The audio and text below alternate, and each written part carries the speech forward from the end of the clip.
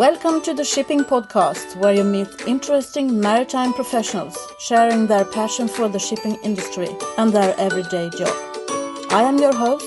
My name is Lena Gothberg.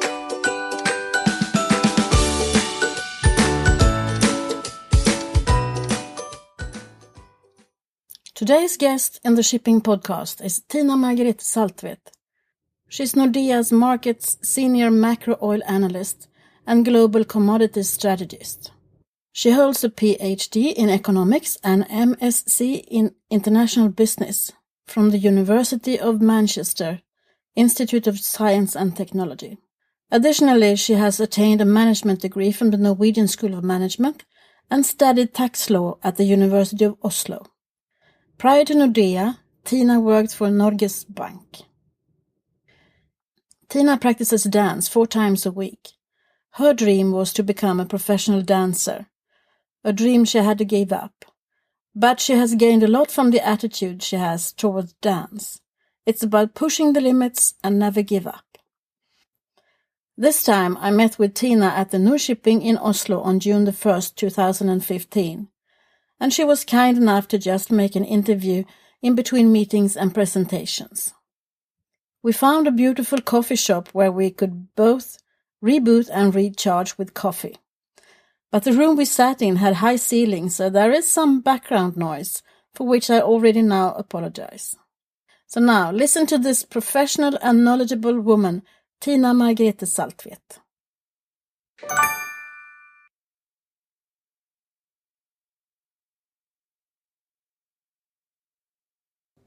I am at Nordshipping today, and I have met with Thina Saltvedt. Welcome to the show.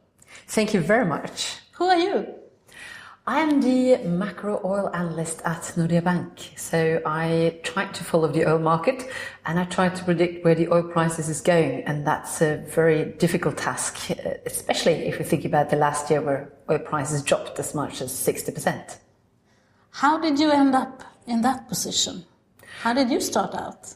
Well, it's a bit of a coincidence actually, because I'm a macro analyst and I used to work for the Bank of Norway, the Central Bank of Norway. Then I moved to Nordea and worked with operational risk in the markets division. Doing that for a couple of years, I met with was sitting at the Christmas dinner.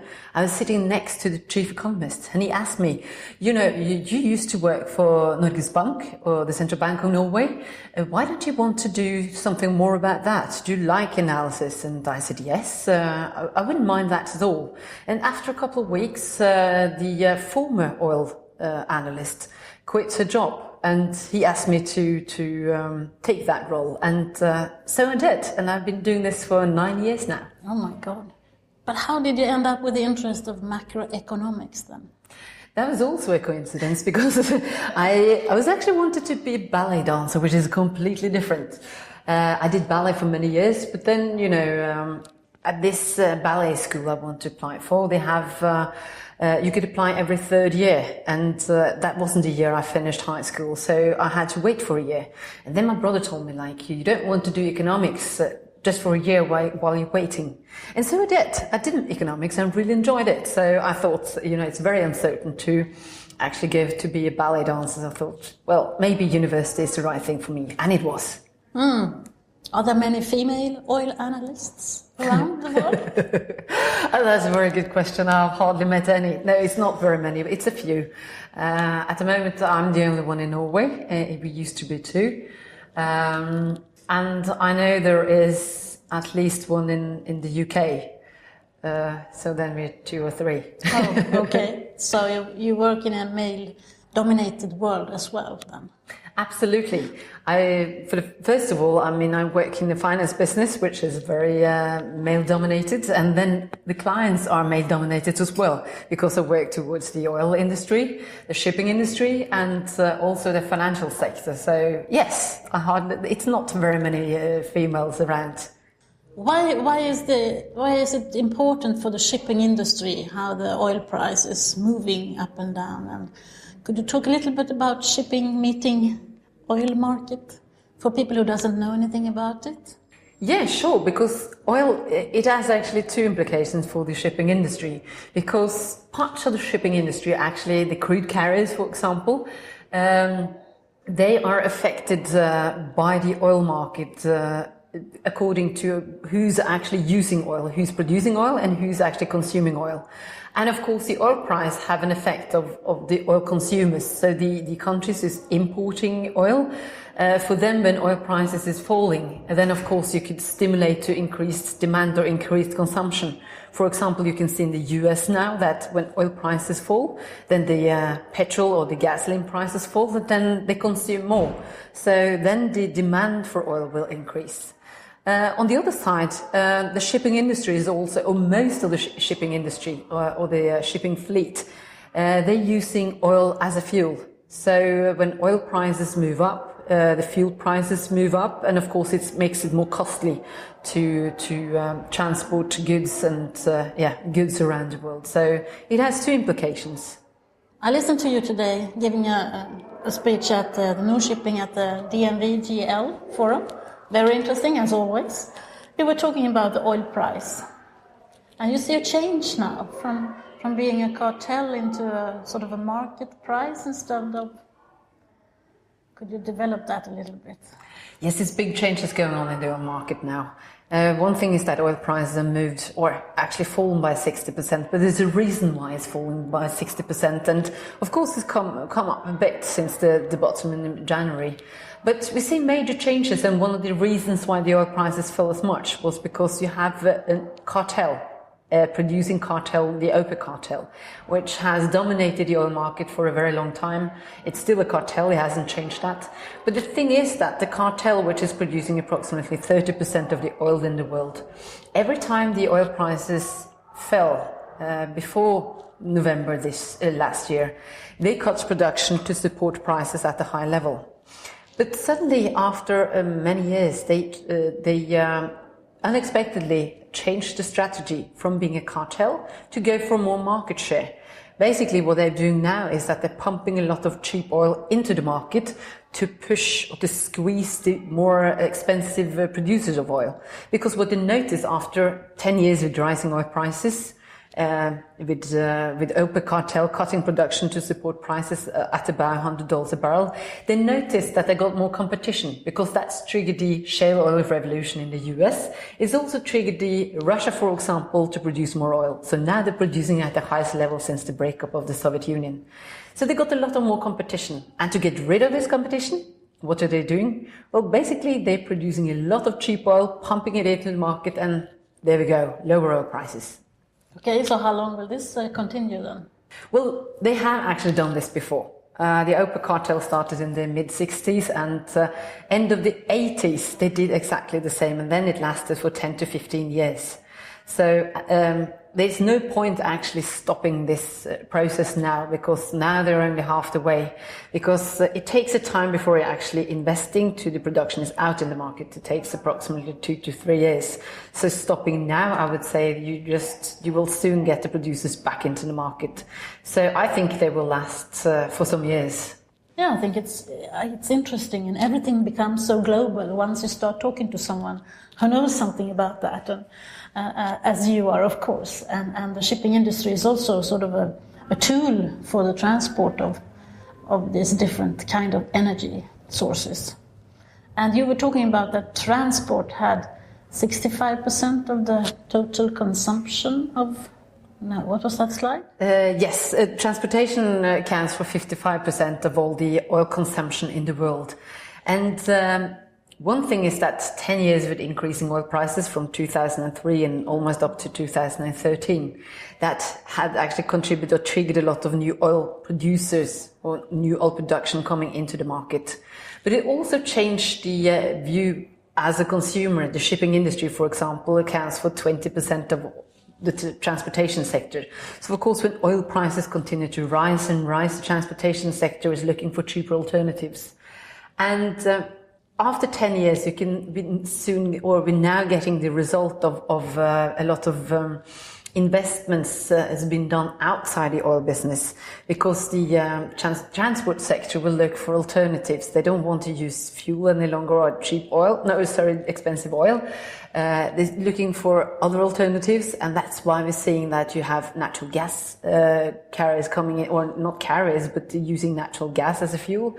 We also see that biofuel is starting to be used or testing out on some ferries. We also see electrical ferries coming into the market.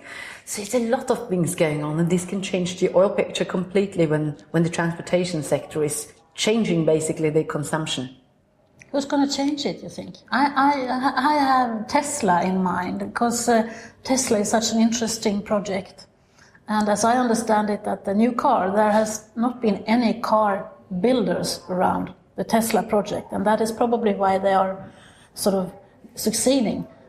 So maybe there is someone from outside shipping that is going to change the shipping industry's view on this, what kind of fuel to use and so on. I don't know. It seems like the shipping industry has been a bit conservative in that kind of sense, because it's been very much, the ship owners have been looking to what their neighbor is doing, and then they see that the neighbor is doing nothing, then we don't have to do anything either.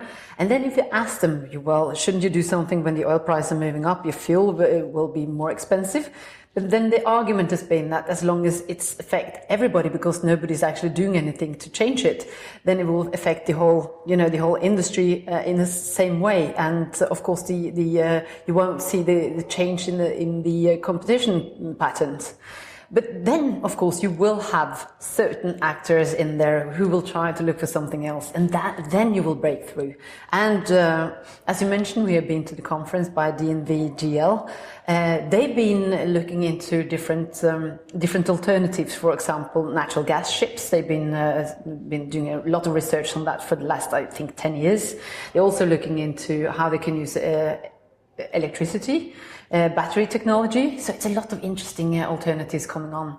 And 10 years is a long time. So suddenly we will see a change, and I think it will be with us very, very soon. I think so too. Who do you see as the fast movers, the first movers? Do you see any, outside the DNV GL, they are a classification society, but do you see any ship owners outside? Who's sort of the first? I've seen some ferry companies. They have, some of them has actually been supported by the state. So I've seen that the state has been looking into, for example, subsidizing some of the natural gas ferries to test it. Of course, that would help to improve the efficiency of the new motors, the new fuel systems. And then you can develop the fuel system, so you get the infrastructure needed to actually fill the ships. You will also get more improved efficiency, so it can be competitive with the regular petrol-based. But you also see some of the more commercial companies have been testing out biofuels. For example, Swedish ferry companies have been testing out biofuels. So I think ferry companies has been one of the leading in testing new fuels, and I think that has something to do with the ability to be able actually to fill the tank, because it's not very easy for carriers with long distance you need to know that you can actually get fuel at the other end where you actually end up. So yeah. It might also have something to do with that they are closer to the consumers. Consumers travel on the ferry, and then they might have another demand for a greener shipping. I don't know. Yeah, I think, the consumers as well are starting to get more picky. It's a lot of focus about climate changes. It's a lot about focus about, for example, pollution in big cities.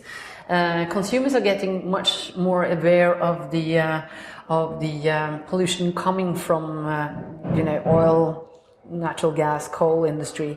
So in that kind of sense, they start to set more requirements to what kind of energy you're using, what kind of products they're buying, what they're made of, sustainability. So these kind of questions has been raised on the agenda for the consumers. And of course, when the consumers start to put requirements on the table, then the suppliers have to change. Yeah, shipping is sometimes considered to be the invisible industry. No one knows about us because we can't be seen. So what is your view on that? How could we become more visible in our industry? for the public to know more about shipping?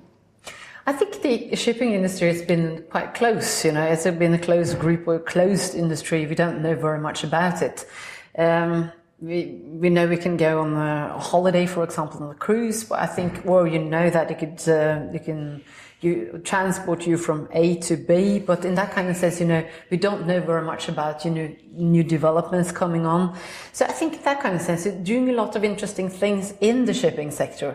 Even in some parts, you've been in the forefront when it comes to thinking green, because the fuel expenses have been very high. But that has not been actually marked or marketed to the more broader audience. Maybe it would have been very interesting to see actually, or hear the voice of the shipping industry as a more marketing effect on the global, or on the more general consumer, because you're doing a lot of interesting things there, which could be used in other parts of the transportation sector as well.